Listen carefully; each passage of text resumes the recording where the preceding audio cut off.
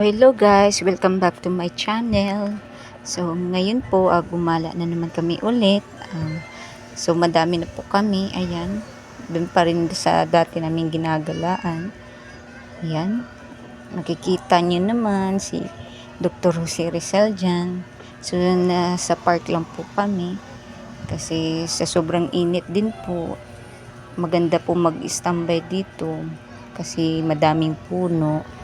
So after po niyan, ayan, pinapalaro muna namin yung mga anak namin. Ayan, ang bugoy ko,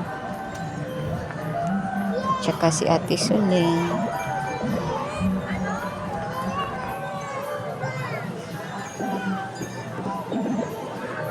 So pagka Tuesday niyan guys, gumala na naman kami ulit kasi may sinamahan po kami na gusto po niyang pumunta po dito sa MOA.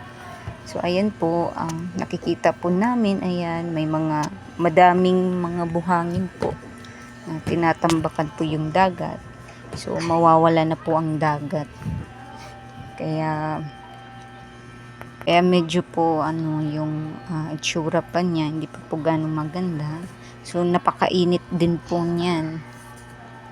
Kahit mainit, gala pa rin ang gala. So ayan po yung rooftop po niyan. So napakaganda po, sobrang hangin po dyan. Tsaka may palaruan po ng mga bata. So yun lang po, ayan, makikita po natin yung Ferris wheel dyan. Sarap na sumakay dyan. Pero tsaka na, pag may pera. Charot. Don't forget to subscribe guys and like to my video. After po namin nagpainit po ng sobra, ayan po, nagpalamig na naman kami. Kasi grabe ang init po. So ayan, nalamigan ka na, nasarapan ka pa. Charot lang. So yun lang guys, kain po tayo.